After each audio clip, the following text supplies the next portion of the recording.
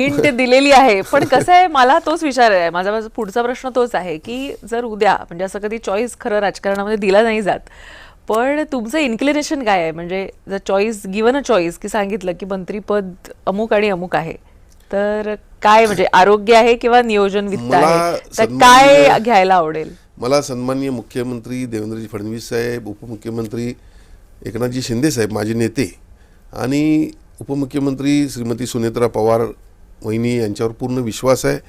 खऱ्या अर्थानं जी गरज असेल ते मला देतील. मी मला असं वाटतं की ज्या ठिकाणी गरज आहे ते काम आपण करावं, मग त्यासाठी इतर गोष्टी पाहू नयेत आणि म्हणून तशा पद्धतीनं काम करणारा मी एक कार्यकर्ता आहे. मला जे ते जबाबदारी देतील ती माझ्या सिनियरिटीप्रमाणे चांगलीच जबाबदारी देतील आणि जी जबाबदारी देतील ती मी उत्तमरित्या पार त्यांना पडून दाखवीन एवढी मला खात्री आहे. अगदी पॉलिटिकली करेक्ट असं उत्तर दिलेलं आहे तुम्ही. गोल गोल गोल गोल गोल गोल फॅक्ट म्हणली मी. नाही, पण तुम्ही आरोग्य ह्या विषयामध्ये देखील आपलं जे काम आहे, जी कामगिरी आहे ती निश्चितपणे मी जरी डॉक्टर नसलो पेशानं तरी मी 75% डॉक्टर झालेलो आहे. कारण कुठल्या ठिकाणी काय पेशंटला केलं पाहिजे. कारण बघा, मला या ठिकाणी मी मुश्रीफ साहेबांचं या ठिकाणी नाव घेतो जे आता वैद्यकीय उच्च शिक्षण मंत्री आहेत. मी पहिल्यांदा ज्यावेळी 2009ला निवडून आलो त्यावेळेला विधान परिषदेच्या वरती सभागृहामध्ये अशा कोठडीमध्ये एका व्यक्तीला उभं केलं होतं. म्हणजे ती शिक्षा होती त्यांची. ते डीन होते. मला वाटतं आपलं एक चांगलं हॉस्पिटल आहे ह्या महालक्ष्मीच्या पुढचं. तर त्या ठिकाणी 10% लोकांना, दारिद्र्य रेषेखाली लोकांना फ्री ट्रीटमेंट द्यावी असा सरकारचा एक नियम आहे चॅरिटी अंतर्गत रजिस्टर झालेल्या हॉस्पिटलसाठी. आणि त्यांनी तो पाळला नव्हता. मुश्रीफ साहेबांनी त्यांच्यावर हक्कभंग दाखल केला होता आणि त्यांना 1 दिवसाची कोठडी मिळाली होती. ते मी बघितलं.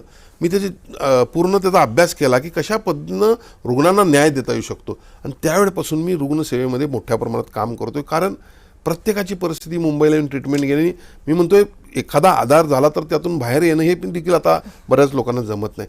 जवळपास माझ्या ह्या 20 ते 25 वर्षाच्या करिअरमध्ये 5 ते 6 हजार ऑपरेशन्स, अगदी तुम्हाला सांगतो, हार्टचे असतील, किडनी ट्रान्सप्लांट असतील, इवन ब्रेनचे काही असतील, ऑर्थो असतील, सगळ्या प्रकारचे ऑपरेशन्स केलेले आहेत. त्यामुळे एकतर डॉक्टर्स कुठले आणि कुणाला कसं ॲडमिट केलं पाहिजे, ती ट्रीटमेंट पण काय केली पाहिजे, म्हणजे 100% डॉक्टरप्रमाणे नसलं तरी अनुभवावरून मला त्या ठिकाणी चांगलं माहीत आहे. त्या क्षेत्रामध्ये काय काम केलं पाहिजे मला माहीत आहे. आता मी सन्माननीय मुख्यमंत्र्यांना, आता बघा, ब्रेन स्ट्रोक ज्यावेळी बसतो त्यावेळेला ती ट्रीटमेंट जर टायमात झाली नाही आणि ॲडव्हान्स ट्रीटमेंट झाली ना, आता एक ॲडव्हान्स ट्रीटमेंट त्यामध्ये आले तर पॅरलाइज होतो व्यक्तीला. तर ती होऊ नये यासाठी ॲडव्हान्स ब्रेन स्ट्रोक ट्रीटमेंट आपण घेतली. आता ती मी सन्माननीय मुख्यमंत्र्यांना आमच्या पॉलिसीमध्ये दिली होती. त्यानंतर MRI, जो पोर्टेबल MRI, पेशंट एखाद्या हॉस्पिटलमध्ये ॲडमिट असतो, त्याला MRI साठी दुसरीकडे न्यावं लागतं. त्यापेक्षा पोर्टेबल MRI आपण तयार केले तर ते पेशंट ज्या ठिकाणी असतील त्या ठिकाणी MRI त्याचा घेऊन येतो. किती चांगली गोष्ट आहे ही. त्याचबरोबर ॲडव्हान्स आमची कॅन्सरची ट्रीटमेंट असेल, या सगळ्या गोष्टींमध्ये देखील आम्ही काम करतोय. म्हणजे मला एकंदरीत असं म्हणायचं की आरोग्य विभागामध्ये काम करायला तर फार चांगली संधी आहे आणि महाराष्ट्रातील तमाम गोरगरिबांना त्याचा आम्ही लाभ देऊ शकतो आणि ते देखील मला आवडेल.